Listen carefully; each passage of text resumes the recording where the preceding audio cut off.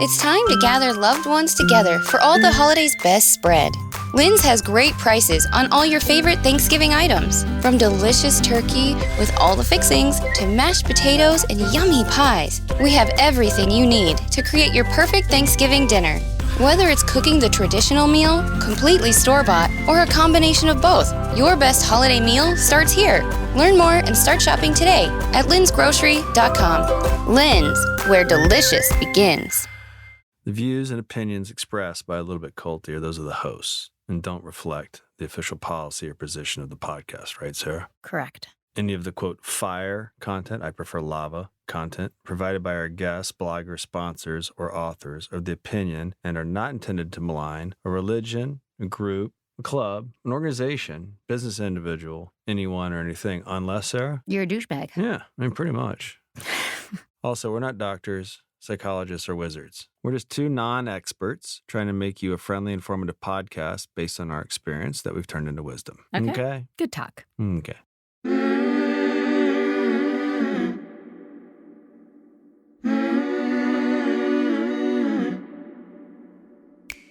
Hey, everybody. Sarah Edmondson here. And I'm Anthony Ames, a.k.a. Nippy, Sarah's husband, and you're listening to A Little Bit Culty, a.k.a. ALBC, a podcast about what happens when devotion goes to the dark side. We've been there and back again. A little about us. True story. We met and fell in love in a cult. And then we woke up and got the hell out of Dodge. And the whole thing was captured in the HBO docuseries The Vow, now in its second season. I also wrote about our experience in my memoir, Scarred, the true story of how I escaped NXIVM, the cult that bound my life. Look at us, a couple of married podcasters who just happen to have a weekly date night where we interview experts and advocates in things like cult awareness and mind control.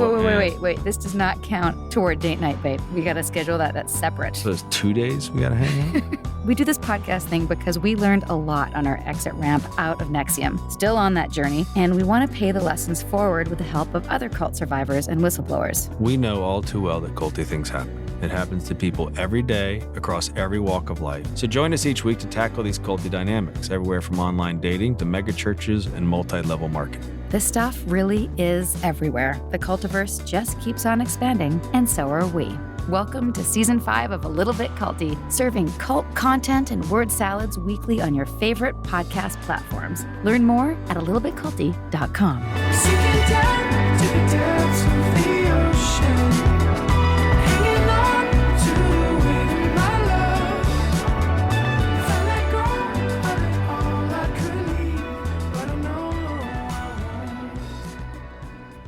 Hey, ALBC listeners, here's part 2 of our chat with Evan Rachel Wood, who is a pretty phenomenal actor and a force to be reckoned with in the activism and human rights world now. 100%. Also on her resume, most likely to be hideously trolled by the Marilyn Manson stans of the world. If you haven't listened to part 1, back that ass up. This is a 2-parter. Repeat, this is a 2-parter. Evan Rachel Wood is chatting with us about her journey from starlet to survivor to activist and how she's doing now that her story has gone wide. Make sure you watch Phoenix Rising on HBO if you haven't already. It's a gut-wrenching but beautifully made docuseries by Amy Berg, who is Oscar-nominated filmmaker behind Deliver Us from Evil, a documentary about the sex abuse cases in the Catholic Church, and the Emmy-nominated docuseries The Case Against Adnan Syed, which most people know about from the Serial podcast, which is like the granddaddy of true crime podcasts, really, right? And again, an important note for our listeners and our lawyers that Marilyn Manson has repeatedly denied the multiple sexual assault allegations. So strange that he would deny that. Yes, and has recently sued Evan for defamation over the accusations, claiming it's all part of an elaborate,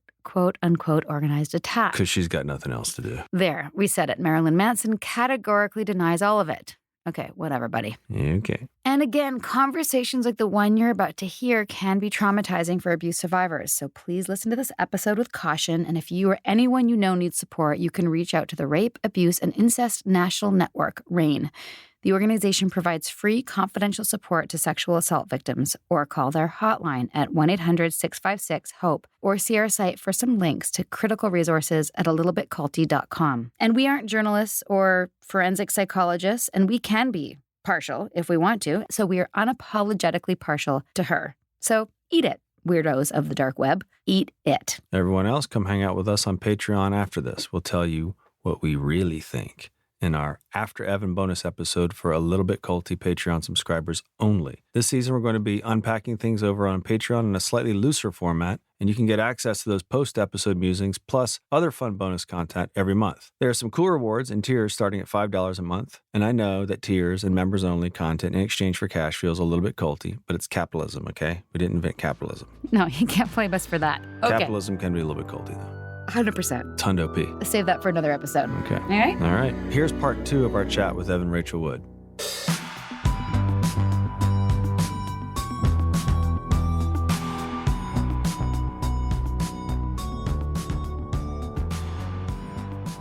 What was the final straw after all the things that you put on the shelf? What broke it eventually? There were a lot of moments. There wasn't like one final thing where it was like, that's it. Cause I had a lot of those moments. I left so many times. Mhm. Sometimes I would get out, but I was always still under his eye and he was still, keeping tabs on Mhm. me and still reaching out to me and all of these things, or I'd make it to the end of the driveway, or I'd, like the amount of times I packed my suitcase and got to the door and then you're going, why can't I walk out of the door? Why can't I leave? And it's because that psychological manipulation has infected your everything. Right. And it seems scarier to leave. But I think, there was really a really, really, really scary moment. And it wasn't even a violent one. It was when I realized that he was turning it on and turning it off. When I got really scared, because that's when it changed for me. And it wasn't just, oh, you're not just drunk. You're not just sad. You're not just a hurt person. You're not an eccentric artist. You're doing this on purpose. And you know when to turn it on, when to turn it off, Yeah. how to, and who to do it in front of. Anytime he had to do an interview or anything in public, I ended up getting to a point where I would lock myself in the bathroom because he's such an insecure person. And he would always just abuse everybody all day while he was getting ready, because he would be, I don't know, I'm not in his head, but it felt like he was so insecure about himself that he had to make it sort of everybody else's problem. And so I would lock myself in the bathroom while he was getting ready because I just knew it was going to be awful and I was going to get yelled at and abused and blamed for everything. And so anyway, so like all morning, he's just going off and like throwing things and wrecking things and yelling. And like, I'm pretty sure I was locked in the bathroom and like, it was just chaos. And then almost on a dime from one room to going in to do this interview, it was like chaos. And then he went in, it was, whew, and all of a sudden he was Marilyn and Manson was gone. And he was just calm, totally fine, easy breezy. He started talking about me. Oh yeah, I love her, blah, blah, blah. And like, there was just something about this one time that like, it still just gives me chills just thinking about it, just watching the shift, watching the mask go on and realizing like, oh, he's not even trying to hide the fact that he wears a mask anymore. Like he's got so much power and control over me. He didn't even bother hiding this. I saw it. I saw the mask go on. And that's when I knew that he wasn't, just sick, that it was calculated. It was really terrifying. Whether you're religious or not, like the power of prayer, or the power of focused energy, or, when you focus enough good energy onto something, maybe you can make good things happen, and that's not to say that if you focus enough bad energy on something, what you might be stirring up or opening up. And he was certainly somebody that just invited any type of bad energy in, just open the door to it all the time. And I didn't believe in things like that until I was around him and felt it and felt how sick I got and just felt how thick the air was and felt I just never understood what like pure evil was until I was around it, but it's like, if you have like fetuses in jars and paintings that John Wayne Gacy did on your wall and the crime scene photos of Sharon Tate hanging in the bathroom and like Hitler's coat hangers and like all of that was in our house. Oh my God. That is like a vortex of dark, just the darkest energy that you're inviting in that I was just swimming in all the time. Yeah, it's awful. And why would you want that in your home all the time? We had our version of that. Exactly. We did. You We know, had our version of it, and there's a front for it. And Yes. we're 3 people. Like Sarah and I set out to do good in the world. I'm assuming, Evan, when you started your acting career, you had a vision for what you looked like. Yet we found ourselves in the clutches of this dark force somehow with the intent of doing good. Yes. Do you remember when we saw that spiritual person? I forget who it was now, but they were looking at what had happened and described Alan as a harvester of souls. Yes. Ugh, Yeah. And they need your light. They need your They light. feed off it. They need it, they do. and it's like they suck it, and it's like their, it's their life force. Yeah. No, they have 100%. to It's do the it. energy vampire. It's an itch they Yeah. can't not scratch. Absolutely. How did you heal from that, Evan? Like, how do you still protect yourself? It's funny. I did realize one thing that will still make me angry sometimes, and what I've heard from other survivors, is the Yeah. old you that you feel like was killed. And there is a version of me that I still mourn that was just so full of light and joy and just was so excited to go out into the world and do good and to live life and to have fun. And I used to say I was naive, but then I changed that to the less self-deprecating description of innocent, just that innocence that was taken. And idealistic. And idealistic, absolutely. And I still have a lot of those qualities. I mean, clearly, like even just going and doing the Phoenix Act, like there's always going to be a part of me that wants to help people, wants to do good and help heal. And if that means, exposing some of all the things that I'm the least proud of, that's, one way of doing it and one way of turning poison into medicine. But how do I protect myself from that stuff? Well, it doesn't go away overnight. And after I got out of my relationship with Brian, I have had good relationships and healthy relationships and some lovely people who I'm still so, so close with. But I also fell into some similar traps and was taken advantage of and was told things that I wanted to hear and, was looking for love in all the wrong places. And I realized that I finally got to a point where I realized like, oh, it's not just defending myself against these people. It's healing the part of myself that is also, when these people come into my life, they feel like home and they feel familiar. And what is this part of myself that sort of allows it in? And if I heal that part of myself, then I won't fall for this bullshit anymore. And that's why I sort of incorporated some of my family stuff into the Phoenix Act, because the more work that I did on myself and with survivors, and the more I looked at the problem, the more I realized like this isn't just about one man. This isn't just about perpetrator victim. It's an entire system that enables it. And there's also the cyclical nature of abuse or grooming, or, even if it's not at the level that Brian does it, there's little things that can erode your sense of self or your voice or your ability to, identify abuse. And for me, it was like looking back at my life and going, well, yeah, you were a child actor.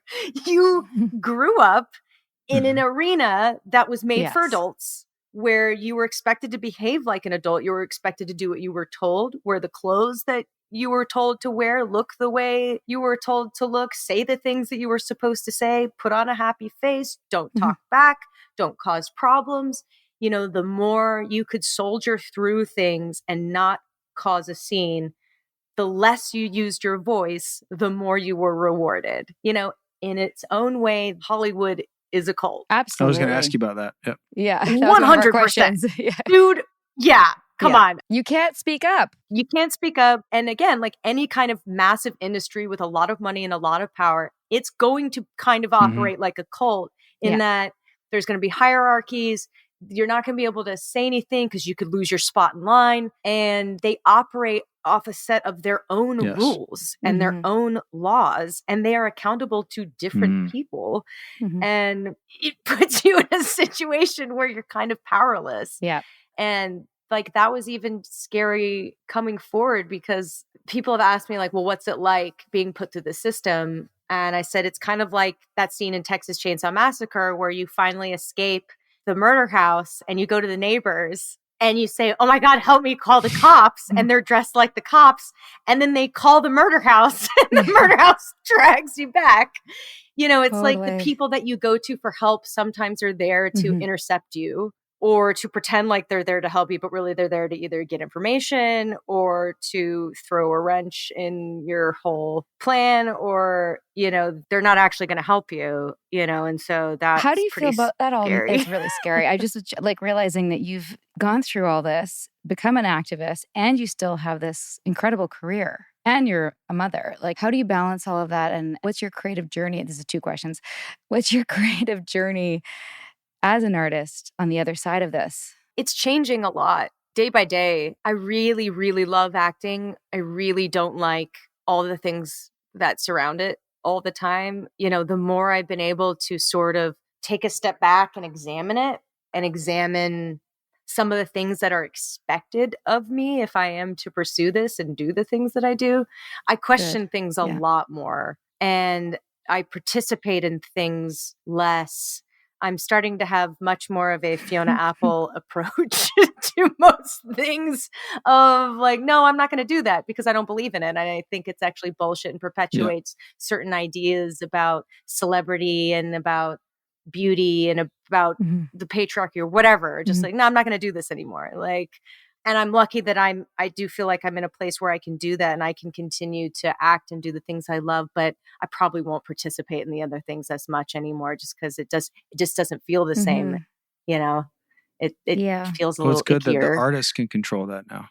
Yeah. Yeah. And again, like, and that's, I am in a, you know, privileged place where I can do that. You know, I think a lot of artists are always put in this shitty position of like, how much do I play the Gotta game do and it for how the much? money. Yeah. Like I got to do this to do the things that I love. And that's a lot of times the leverage that the industry holds over your head in order to abuse you as well. Cause they're like, hey, we know you really want this. So are you willing to like, let us treat you like this to get this? And if it's not you, it's going to be somebody else. 100%. Right? Yeah. And yeah, if it's not you, then like somebody else definitely will take the abuse. That's the shit that's got to change because right now it's just, that's how the system works. And it's always going to be a culture of abuse if we don't all start saying no, you know? Well, that's the thing that kind of chaps my ass about Hollywood is a lot of times they flex that they're this moral conscience of things. When in a lot of ways that they try to lead these causes that they don't And the embody virtue themselves. signaling that comes out of it. And they undermine the cause that they profess to champion. Evan shaking her head for those who can't see her right now. Yeah, because it is that the more I've been in it, the more, and I've been guilty of this as well. We're all guilty of this, you know, in some or some form or another, some more than others. And there's a lot of this is wrong, stand up for this, but then they're going and doing the exact opposite and completely, you know, playing into all of the things that they're claiming to be against. And so there's tons of hypocrisy. This is the golden age of cult recovery. The more we speak up and share our stories, the more we realize we are not alone. Your voice and your story can empower others. This is Sarah, and I'm proud to be a founding collaborator of the #IGotOut movement. Learn more at igotout.org.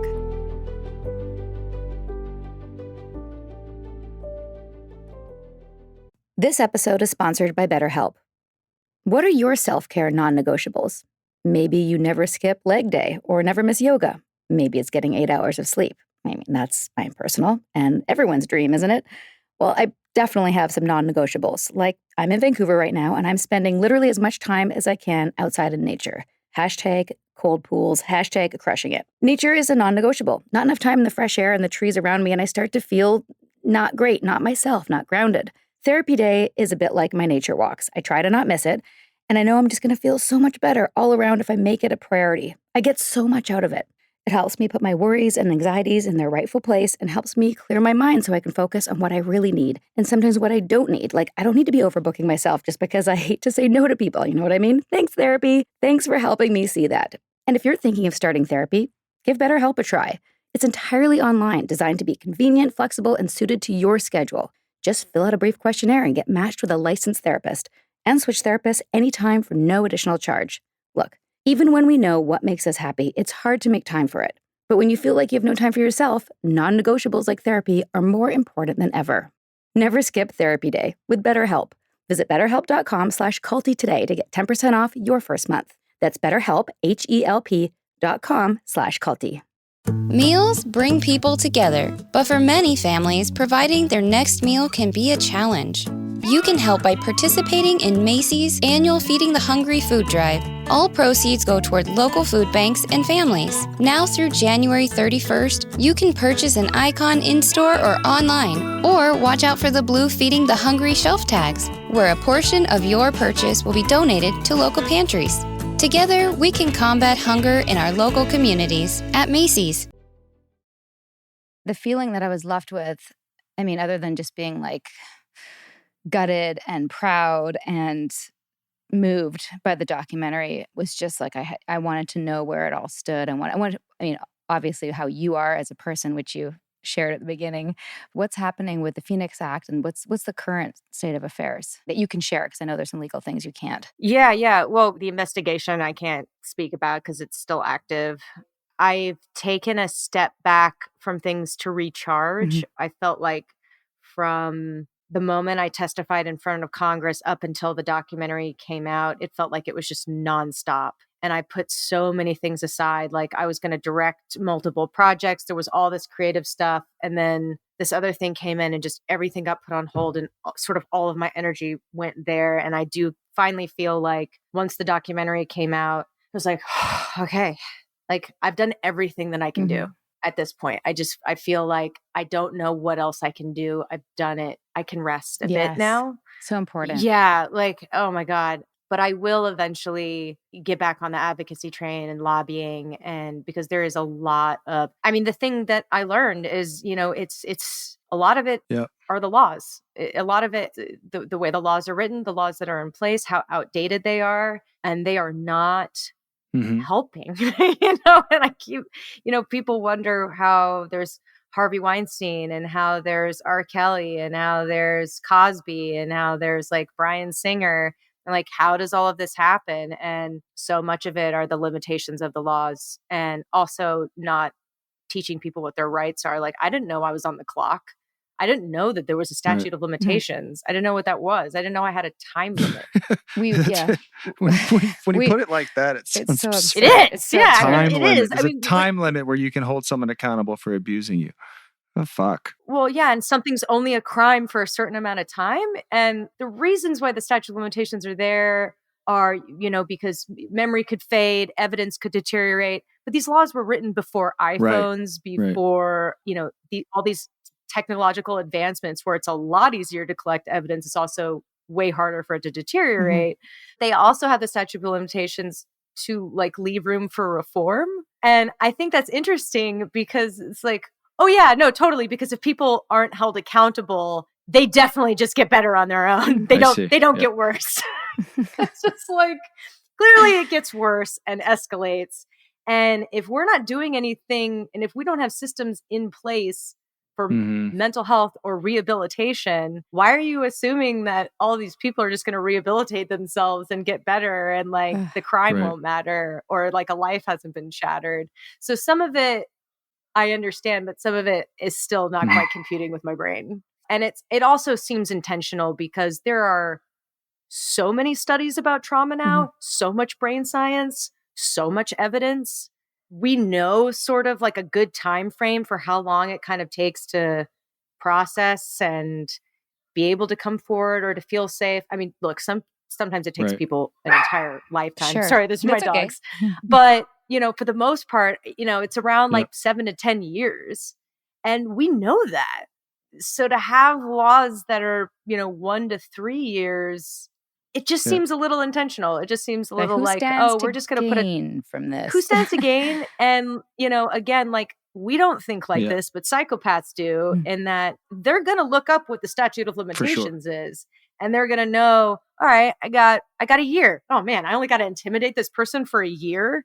Easy for a psychopath to like scare somebody until the statute of limitations runs out, especially if you have collateral and you have power and somebody's scared of you, it's going to take a very long time. I had never considered really that collateral was a thing outside of Nexium because it just wasn't like, it just was this crazy thing that he made up. Revenge porn.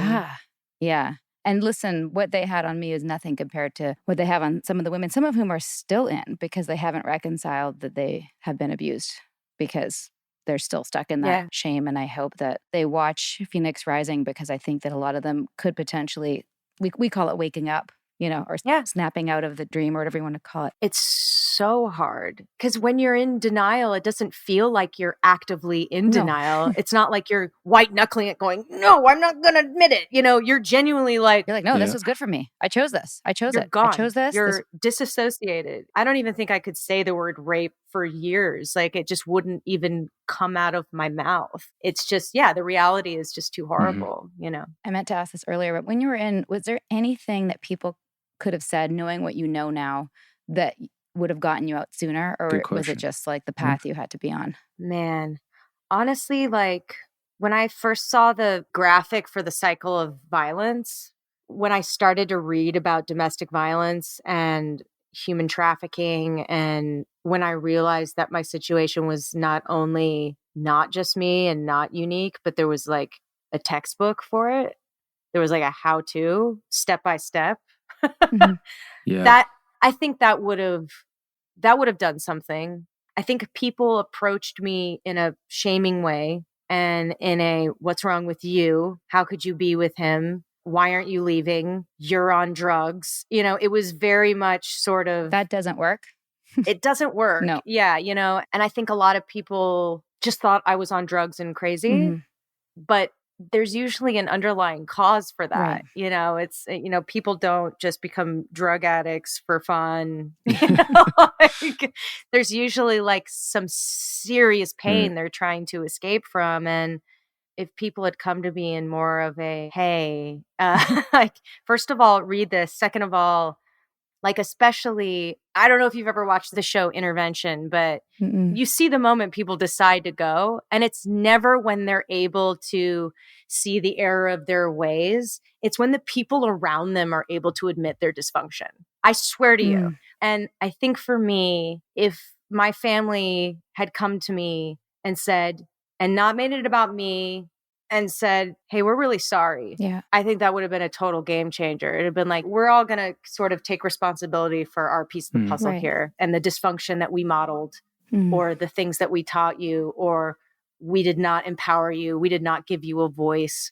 We expected you to be an adult too soon. We did all of these things and we didn't do them on purpose. Right. Like I love my family. I love my parents. I know the things that they did were not on purpose, but we all do dysfunctional things. And it's how we repair those things, especially with our children, Right. that really matters. And if you're not able to acknowledge those things, you keep somebody sick in a way, but if you're able to sort of free them from that pain and to acknowledge either your hand in it or what they're going through, then that does so much. For sure. It does so much. That's such good advice. Oh, I hope all the parents listening put that in their pocket. I'm Yeah. listening as a parent. It's not about, it's not about blame. It's not like you were a terrible parent. It's not that. And that's like, You're human. they're human. Yeah. And I know my parents, when the documentary came out, it was hard for them, and I think it's still hard for them some days to feel like, I don't want to be portrayed in this sort of negative way and for the focus to be on all the things that I did wrong. And I just have to tell them, look, I could make another documentary that was about all the things you did right. For sure. Yeah, honestly, like beautiful things. Clearly you did something right. I'm alive and I burnt it all Right. to the ground. Yes. Like, High five to so that. like, Yeah. I'm still a good person. Like you did good. There's a lot that you built because of them. So I much that think you if built. anyone's watching that, Yes. they're going to understand that. These people who have been through some sort of trauma, or they can recognize that your parents are human. They're good parents. Like we're all a product of our experiences and the time in which we were born, and we're all doing our best. And I know that they both tried really hard. And in retrospect, can look back at some things and be like, oh my God. Yeah, of course that would wire you Yeah. for this. Of course you didn't have a core identity and it was easier for you to fall into this stuff. Like you were controlled by adults, like your whole, like you were like a little puppet. Like, so made sense. I actually think that was one of the most emotional, one of them, moments with your dad, recognizing that he wasn't there for you when you needed him and that you taught him how to be there for someone. And that helped him evolve his empathy. And I think it's true that there's a lot of people, myself included, I wouldn't have known how to be with somebody in trauma until I went through my own trauma. And now I know. You just show up. I had even messaged you that when you first came out. I was like, if I was there, I'd come by with some food. I know we just Hold met space. on Instagram, but I would hold space and I'd bring you some matcha and whatever you needed. Totally. Yeah, and you don't know that until you go through it. Like I've seen other people go through trauma before. I'm like, oh, I guess I better just give them some space and like stay out of their way. But no, I mean, everyone needs different things, but at least to offer that. Yeah. Because it's a very lonely experience. And at the end of the day, like people can hold your hand and support you, but you're Yeah. doing it. You're alone in it at the end of the day. Like it's your brain, it's your soul, it's your trauma, and you have to sort through it. And you have to do the work every day. But yeah, people ask me, how'd you get through it? And it's like, well, you're never like, I'm through No. it, I'm done. It's like, it's work every day to fend off the panic and anxiety or the PTSD or, repeating patterns. And yeah, holding space for people is everything. Just like not trying to fix it. If you ask for this, it's a little different, but like sometimes I'll just need to talk about what I'm going through. I'll just need to talk about it with somebody. And, sometimes the response is like, yeah, but, try to focus on, some of the good stuff. And like, let's not dwell on this and let's move on and you're like, I understand that's very well intentioned, but like, I can't just move on. No.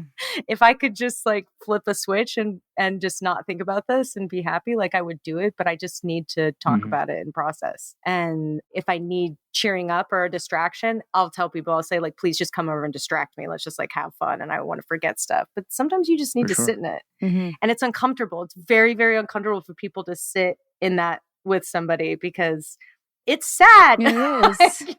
Like, it's not fun. I was actually really impressed with how clearly therapy, but also self-education you went through to even like the documentary really laid out the steps. You really laid out the love bombing and the grooming and all the tactics. Was there a particular resource in your therapy and your healing that led you to that? Or was it an amalgamation of different things? It was an amalgamation. There was a few people that really opened the door for me, and Tandy Newton I didn't tell anybody what had happened, but like, just the same way you can spot a perpetrator easier, you can also spot a victim or somebody like going through it. And I think she just could see something. She felt it. And she introduced me to Eve Ensler, who wrote The Apology and the Vagina Monologues and does V-Day and is just brilliant. She was the first person one of the first people that I barely knew that I like told my story to. And she was one of the first people that said, I believe you. Wow. And then I started sort of following her work and her journey. The Apology is an incredible book to read if you've, been through a kind of trauma and how to reconcile with never getting an apology, never getting justice, it's like, oh, it's really good. Really, really good. Especially like, if your perpetrator was like huge narcissist and like nobody else could see it but you. And then I followed a lot of amazing advocates online, and then I would reach out to them, and then I would talk to them and learn from them. And I would go to like the California Partnership to End Domestic Violence, and California is amazing. I joined that. I would go to the talks and I would hear from survivors from all walks of life, different backgrounds, different communities, how the problem affects different people in different ways, sort of the learning from the mistakes of the past, talking to perpetrators, talking to reformed abusers. It's like, I kind of just like had to look at the scope of the issue from every different angle, especially when you're going to pass legislation. You can't just be like, here's a law that works for me, a pretty white girl. It's like, no, like it has to work for everybody. And so you have to study it from all sides. And that helped just understand. Hey there, listener. Hope you're enjoying this episode and that you're taking deep breaths when we cover the enraging stuff that cult jerks are up to. Let it out, as in the yoga practice. Inhale positivity, exhale negativity. That's for you, Sarah. We got this. No hulking it out, all you little hulksters. And if you need some helpful resources on the topic of cult recovery, check out our website at alittlebitculty.com. And now, here's a brief message from our sponsors. This episode is sponsored by BetterHelp. What are your self-care non-negotiables? Maybe you never skip leg day or never miss yoga. Maybe it's getting 8 hours of sleep. I mean, that's my personal and everyone's dream, isn't it?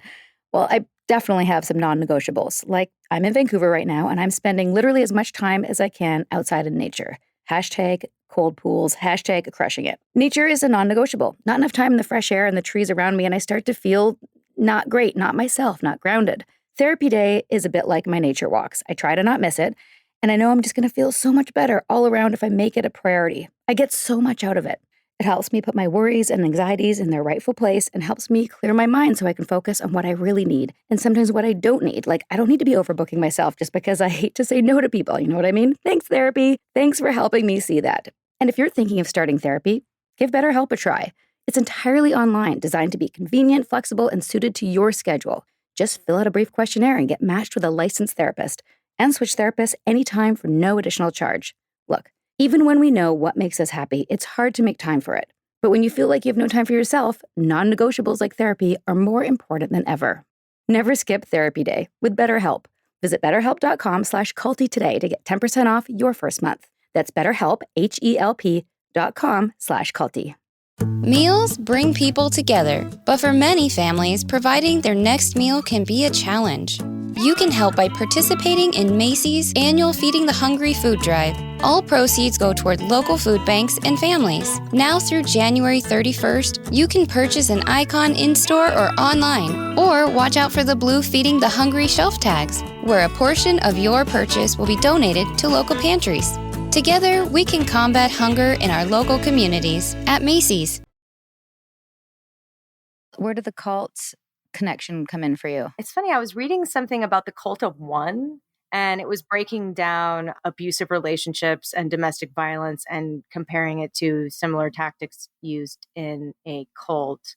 But honestly, it was listening to other people's stories. It was listening to you guys' story. It was listening to the people that escaped Scientology. There's a really crazy documentary called Every Fucking Day of My Life. I don't know if you guys Not yet. have watched that. Says it all. It says it all, right? Mhm.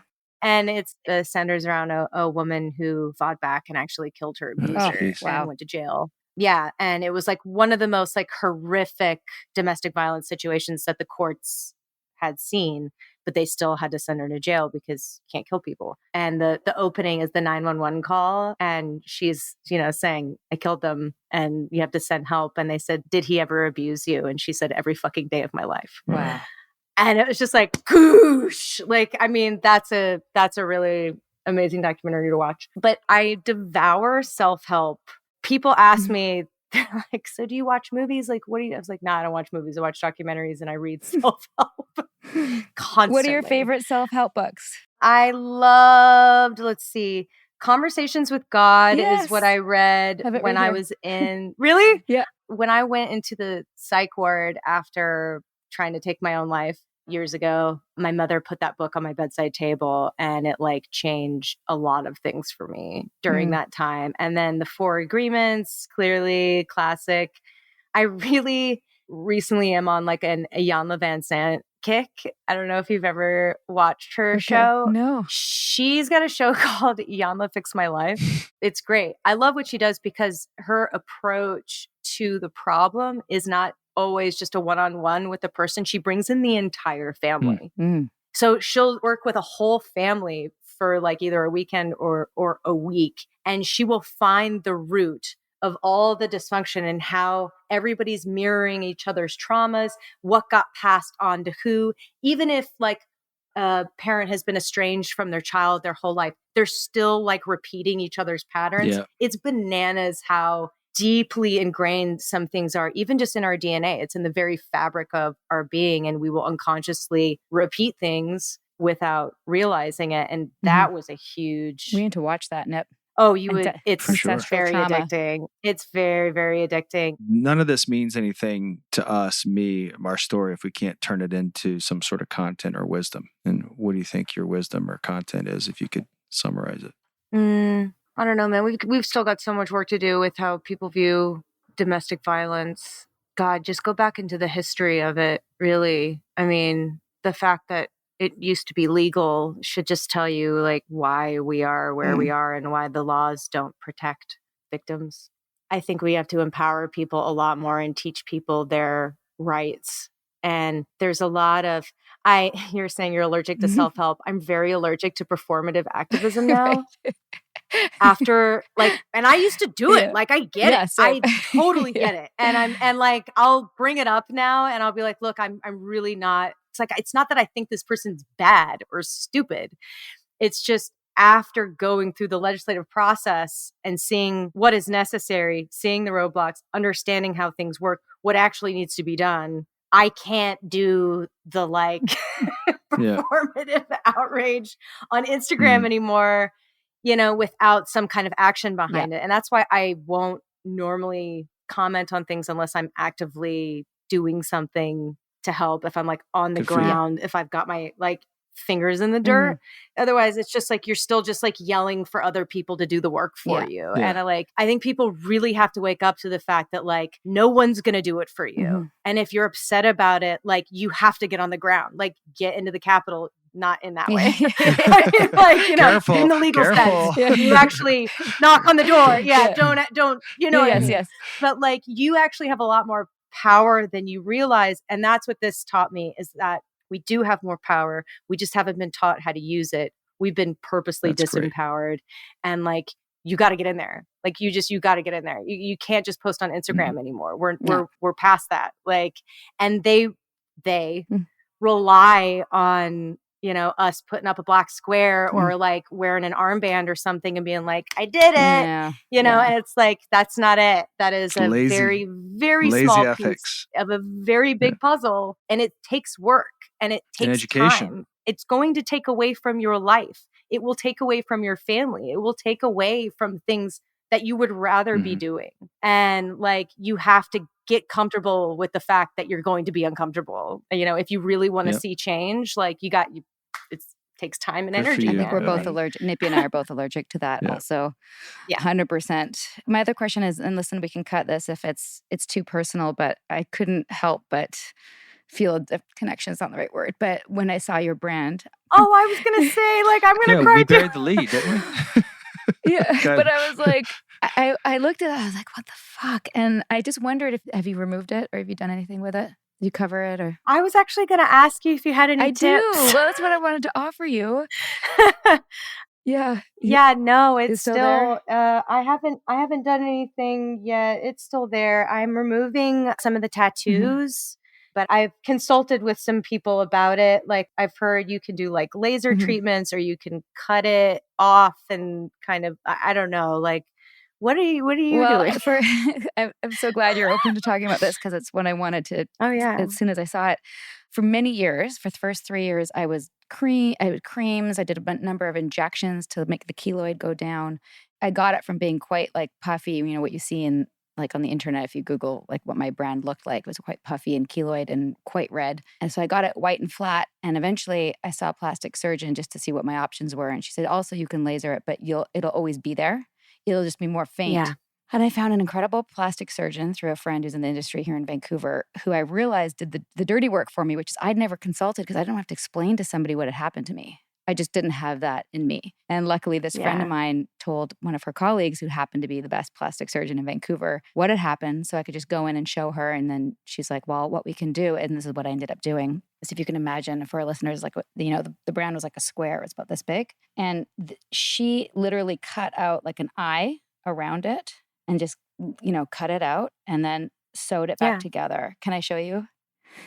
Yeah. Oh, if you don't mind. That's what I was hoping it was a thing, and it was not so bad, and it was very well thought out. And I had a friend who's a very spiritual friend, Elise, come over, and she did like a whole little, you know, intentional thing. I don't even know what you'd call it, like a mantra or like a, you know, why I'm choosing to do this, like as a very pivotal moment in my healing.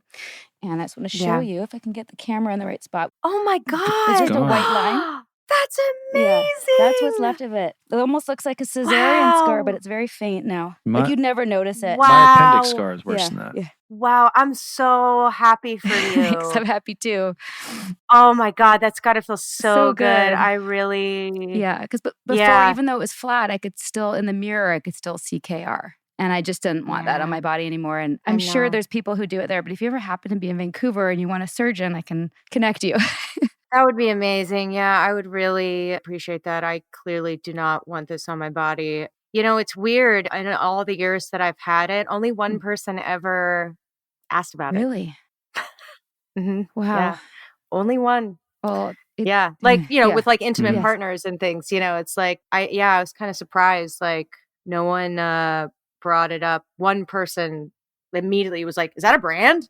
You know, and it's like, what do you say? Like, what do you say? I would just say, like, it's not a good story. Mhm. I don't really want to talk about Yeah. it. It's not a great story. And we just kind of, you know, move on. But yeah, I thought that was really interesting. That was one of the most horrifying moments when I realized that so many of us had them. He did it to a lot of women. You know, it's coercion, you know, it's like that coercion and fraud thing where you think it's just you and you're doing this thing with the person that you love. And then you realize, like, oh, you were just told the same thing as a bunch of other people. And this is like a total scam to get you branded. And that was like a horrifying moment. And that's when I thought about you guys and felt so connected to you, and even just the placement of your brand, and I felt so many things. And so, yeah, I'm really glad that there's a way to get that off. There is, and it healed really quickly. And Yeah, it was a very that's good. empowering decision. Yeah, I can't wait. I feel like that's going to be a big day. A big day. It was already like a big day, kind of like starting to get some of the tattoos removed. But yeah, the brand, that has to go. It's just got to go. But it's evidence right now. Right. Well, actually, that was one of the things. Like, your body is the crime scene. Totally. Wow. In many ways, I felt like, you know, wasn't even a choice to have it, because I needed to be able to, like, say, look, this is what happened. Hey, this is what happened. Exactly. Look, guys, you know, and I got shit for that, like that I was being a exhibitionist or looking for attention or whatever. I'm like, no, this is I don't understand evidence. Oh, yeah, because that's totally the kind of attention that you want. Exactly. Oh, you have no idea. The ignorance you have an behind that. idea. Fuck, it's just You so- have an idea. Yeah. Nobody wants this kind Oh of my God. attention. Nobody. Yeah, like one thing that was said about me was just like, oh yeah, like she just wants to get people to stop like associating her with this person. And I'm like, oh yeah, so the way to do that is to draw as much attention to it as Oh, possible. shit. Because that makes sense. It's like, before I came forward, it was like people had just stopped talking about Right. it. Like, you have no idea how hard it was. I mean, you Yes. do. But I mean, like, other Yeah. people, like how hard it was to accept the fact that by doing this to help other people, because I still don't even know if, like, I don't think I'm in the statute of limitations, so that it Mhm. stops like future abuse and helps like current victims, you know, to be like, now when you Google my Right. name, it's me and him. Like, it's me and him. And I had just gotten to a point where it was just me. Mm. And so to do this meant I was going back in many ways. And so, no, it wasn't. It wasn't to get like fame or clout or money. Like, all of that's hilarious. It's like all the fame that you Right. don't Yeah. want. I've never spent more money in my Right. life. You know, like, everybody's remembering all the things I don't want Mhm. them to remember. Everybody's watching the video of me getting assaulted online. It's like, none of these things are what you want. No. You know, it's just necessary, especially where we are right now in the world, to do this. And if they're going to burn the witch, they're Yeah. going to burn the witch. But like, we'll get there eventually. And when we look back and we study this time, they're going to go, oh shit, there were a lot of people trying to tell us that something was wrong, and we burned them. Right. You know? And we've learned, we've come a long way now. Can you look at the way that we used to like treat these people? Mhm. Is what I'm hoping for, you know, just to be on the right side Yeah, of history. Well, you are. You are definitely No on the doubt. right side of history. And I have goosebumps just like with the meaningfulness for me of this conversation. And to be aligned with you as an advocate is really meaningful. So thank you. Well, thank you guys, because you guys were such a huge inspiration for me. And I know some of the other survivors, watching what you guys went through and how brave you were. And I remember hearing things about the cult and what had happened, but you don't understand until you watch that long form storytelling and you really get personal with people and you really see the journey. And I had such a deeper understanding of not just what you went through, but just these power dynamics in general. And it really lit a fire under my ass and it made me less ashamed. And it made me feel like there was something that we could do. And oh my God, if I could get a documentary made and tell people not the whole story, you know, because there's always so much more, but like give it to them in a way that's digestible that they can start to understand what this is, you know, then like I feel like I've done something good. So thank you guys for getting out and for not stopping the fight and, you know, doing all the work that you did, like especially after going through what I've gone through. I know how hard that is. So it's really amazing what you guys are doing. And thanks for sharing. Thank you. One final thought to end on. You say to your child at the end, the good guys win. And what we've always said to Troy is our version of that, which is light wins. Light always triumphs over dark in the end. Yeah. So, What is this? That the evil never dies, but evil never wins. There's a better phrasing for it, but it's something that it's like, no, it's not that the evil wins. It's just that it never dies. And so you have to keep fighting, but light prevails. yes, it's a good message for our children. Amazing. Well, we keep in touch and virtual high five for now. And thanks again. Same. Fist bump. That was a fist bump. Yeah. Okay.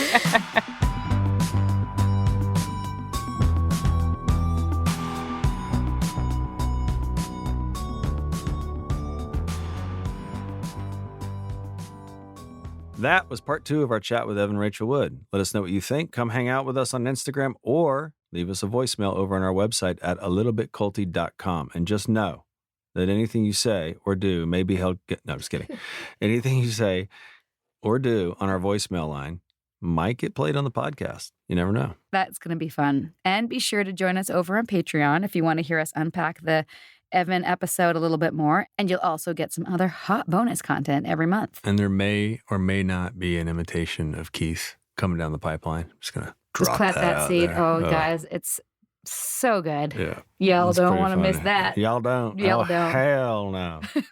Okay, we're serving up some fun, unfiltered and exclusive extras there. From word salads, you guys remember that part, and signed merch to VIP access to our special The Vow Season 2 episode starting at $5 a month. So if you're already one of our monthly patrons on DonorBox and you're hearing this, come over to Patreon if you want. It's going to be fun over there. Nippy might even drop some football knowledge, and I'm just going to give some unsolicited advice about how to live your life. Let the season marinate a little bit more before I start, But there's some things coming out. Yeah. Because why not? We're already over there. Come on over to Patreon if you want. It's going to be fun. It's going to be lit, It's going to be lava. as the kids say. No, they're saying lava now. Oh, really? That's what I heard. Lit's no longer a thing. Well, lit, but lava's like hot too. Troy always says, "Let's go." Do you know That's a Tom Brady thing. Is that Tom Brady? Yeah. Tom Brady says, "Let's go." Well, they all say let's go. It's not that original. But like, it's the way that he says it. It's like, "Oh yeah, let's go." Yeah. The emphasis is there. All right. So see you over there on Patreon. Let's go. And until next time, Don't join a cult. bye. TBT. Sinking down to the depths of the ocean. I'm hanging on to the weight of my love. If I let go of it all, I could leave, but I know I won't. Hope you liked this episode. Let's keep the conversation going and come hang out with us on Patreon, where we keep the tape rolling each week with special episodes just for Patreon subscribers and where we get deep into the weeds of unpacking every episode of The Vow. And if you're looking for our show notes or some sweet, sweet swag or official ALBC podcast merch or a list of our most recommended cult recovery resources, visit our website at alittlebitculty.com. And for more background on what brought us here, check out Sarah's page-turning memoir. It's called Scarred, the true story of how I escaped Nexium, the cult that bound my life. It's available on Amazon, Audible, narrated by my wife, and at most bookstores. A Little Bit Culty is a Talkhouse podcast and a Trace 120 production. We're executive produced by Sarah Edmondson and Anthony Nippy Ames, with writing, research, and additional production support by senior producer Jess Tardy. We're edited, mixed, and mastered by our rocking producer Will Rutherford of Citizens of Sound, and our amazing theme song, Cultivated, is by John Bryant and co-written by Nigel Asselin. Thank you for listening. So have you Exactly. ever done a show in PVC? Yeah, man. I did a tour in PVC and I regret it a little bit. I do, man. I regret it a little bit because I was just like, it wasn't very flattering on the top and then my knob was showing the whole time. Moving right along. Anyway, moving along. Mum's like, I don't want to talk about your knob. I don't want to talk about your Not right now. Not right now. We'll do it after the cameras are off. So Yes, you go will. on. Billboard chart-topping singer and songwriter Youngblood joins the Osbournes podcast. Listen now wherever you get podcasts. What is your pre-show ritual? I mean, yeah, occasionally I'll probably have before I go on stage. It loosens you up, doesn't it? What? I was totally joking. I didn't expect you to be f***ing honest. Oh, sorry, fair. I'm always Right, honest. moving right along Anyway, again. sorry. You know what I mean? Gets you loose, doesn't it? You know what your dad does? He prays. Does he? Mm-hmm. Does he pray? Fair. I love that. Cool. Billboard chart-topping singer and songwriter Youngblood joins the Osbournes podcast, dropping August 13th. Listen now wherever you get podcasts.